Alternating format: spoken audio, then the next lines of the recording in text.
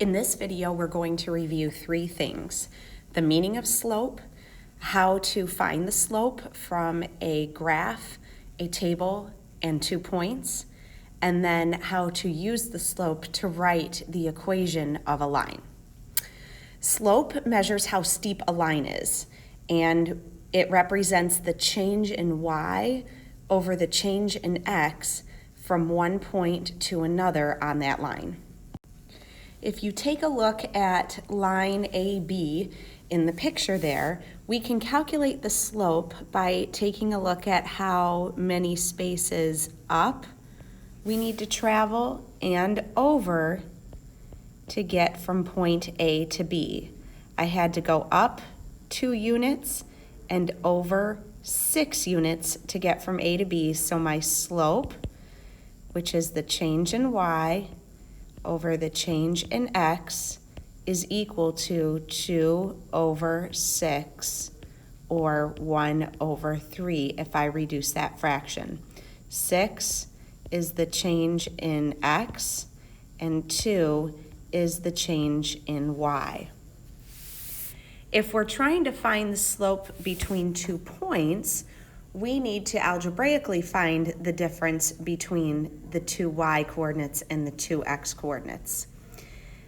Between the points -3, 1 and 3, 3, the slope would be the change in y over the change in x, which can be found by taking the difference between the y coordinates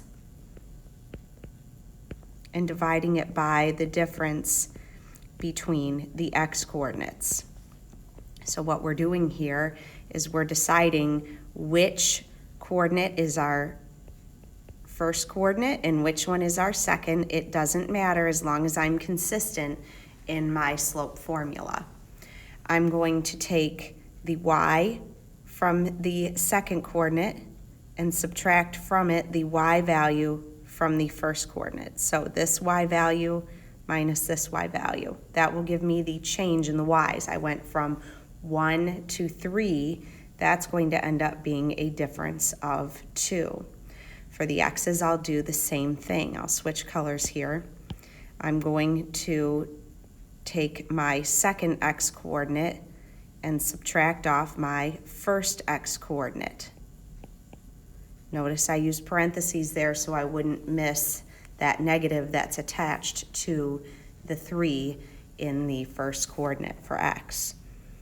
3 minus a -3 is a positive 6.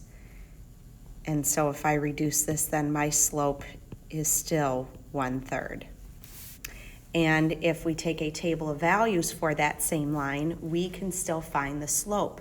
All we have to do is pick 2 xy pairs in the table and apply the same process that we did when we were finding the slope between 2 points. So I'm going to use this first point here, and I will use, let's go with the last point, all right? And so again, my slope is the change in the y's divided by the change in the x's. I can even find the change in the y's from the table because my points are written in order. If I'm going from -1 all the way up to a +3, my y's changed by 4 units, and it's a positive 4 units because they increased. If I take a look at the change from a -9 all the way up to a +3, my change in x was 12 units, and it's a positive 12 units because the numbers increased. So 4 over 12 also reduces to 1/3. So I took a graph of a line, 2 points on that same line, and a table of values for the line that was shown, and every single time I came up with the same slope. It doesn't matter which 2 points you use on a line to calculate the slope. Slope measures steepness. The steepness of a line is always constant. It should always be the same number as long as the table, the points, or the graph that you're working with all are the same line. The next step is for us to talk about how we can use the slope to write an equation of a line, whether the line's given to us in the form of a graph, a table, or 2 points that are on the line. Linear equations are written using the general form of y equals mx plus b, where m represents the slope and b represents your y-intercept. So if we're working with a graph, the first thing we want to do is take a look at what the slope of the line we're working with might be.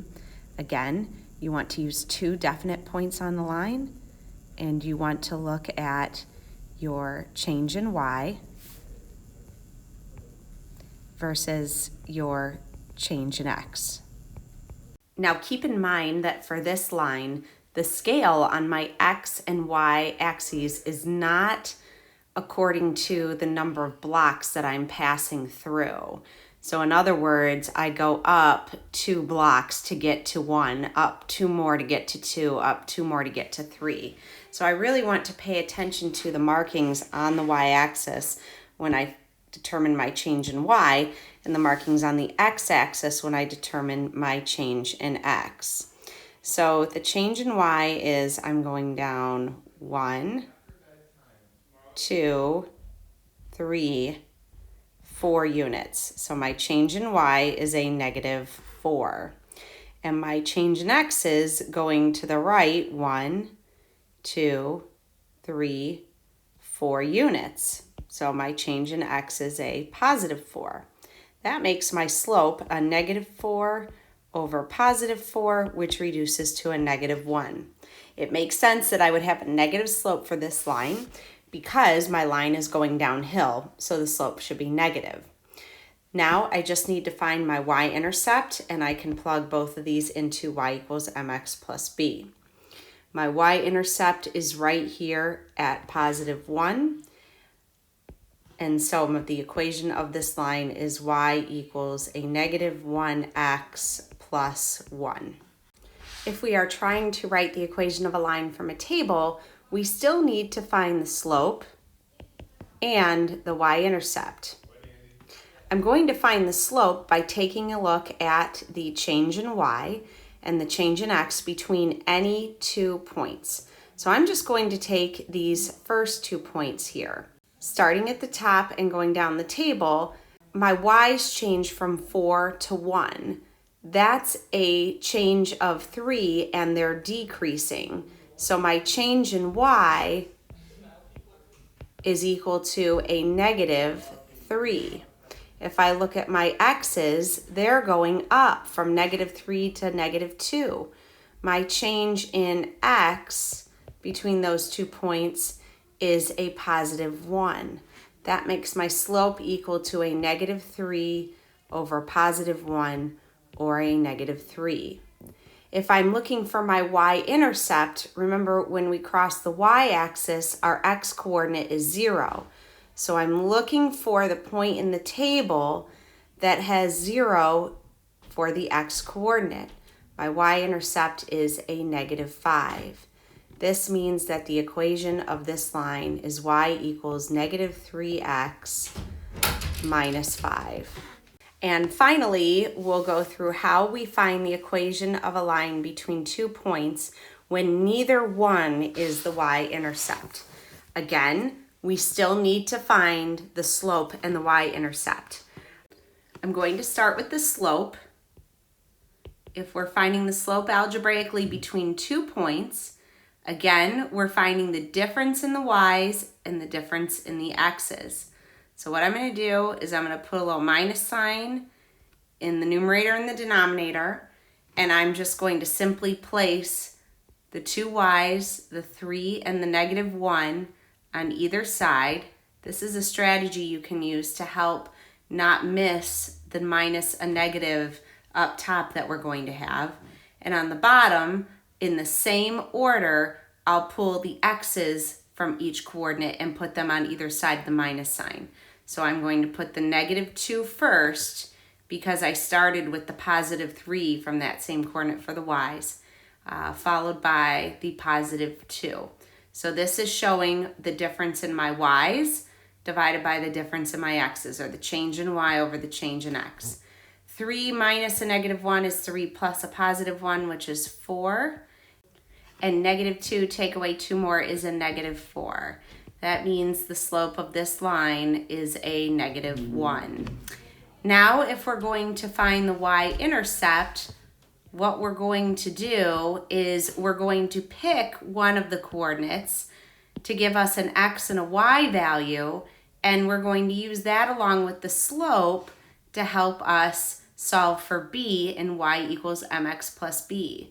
To keep things simple, I'm just going to work with the first coordinate here and my slope, and I'm working with y equals mx plus b.